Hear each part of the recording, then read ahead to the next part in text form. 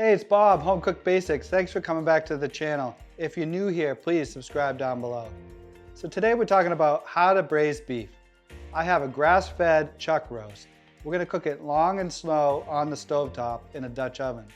Now when you braise beef with that low and slow, it breaks down the connective tissue in this tough cut of meat and it makes it tender. This is a favorite of my household. We love braised beef. You can use it in all different ways too. You can use it for your main dish that night for dinner.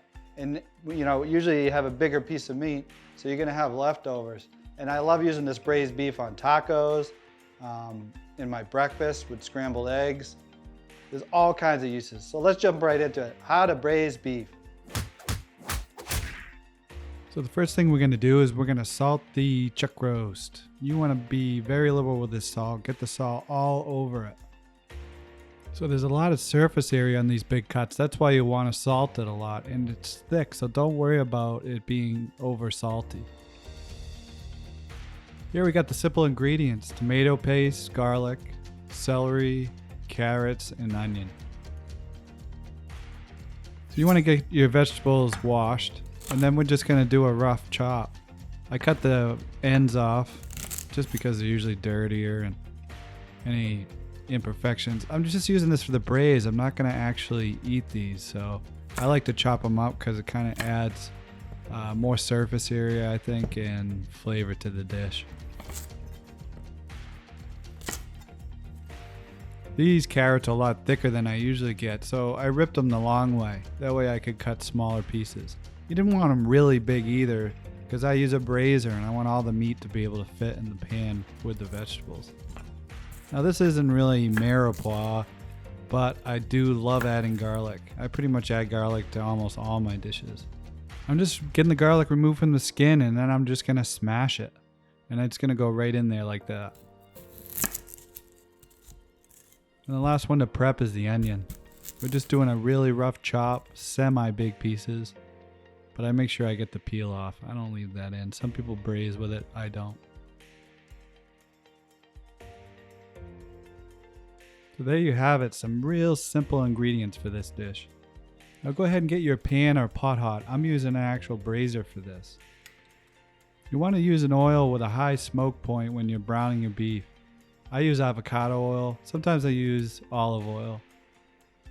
And when that oil is hot enough that it's just running around the pan, it's ready to brown the beef. Now go ahead and throw that chuck roast in and let it brown. Now don't move it around a ton, just make sure it has a lot of surface area at the bottom of the pan so it'll brown up. Once that side is brown, go ahead and flip it.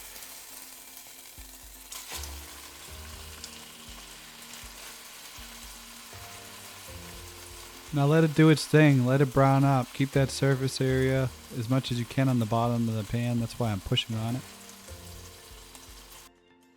Then once it's good and ready, just pull it out.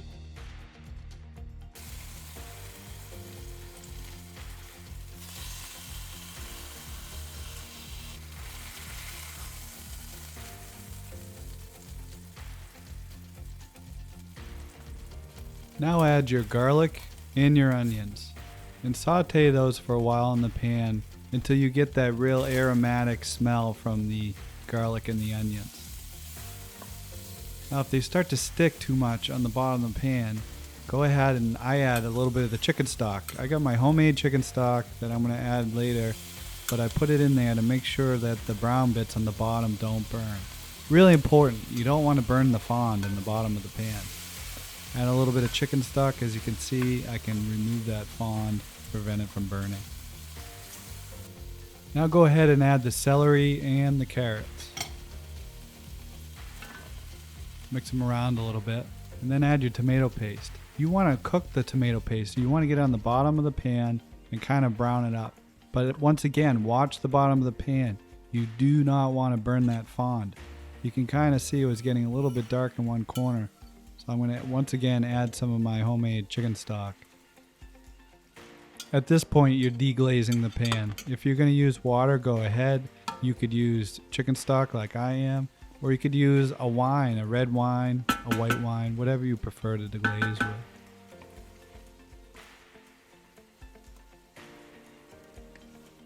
Now that we deglaze the pan, we're gonna go add some cracked pepper to the braise.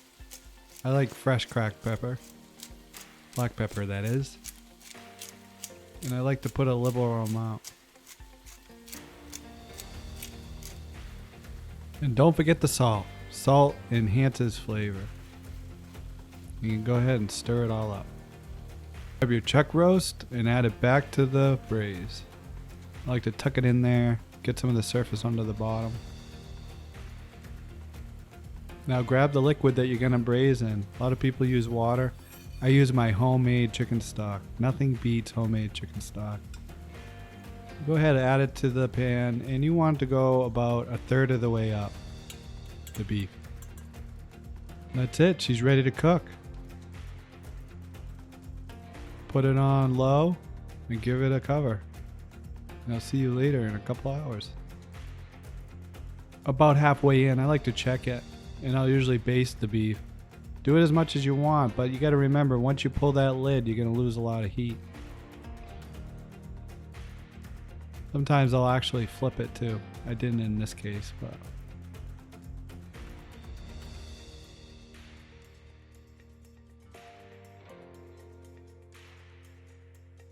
Now that's it. Delicious braised beef. You can add this to so many dishes.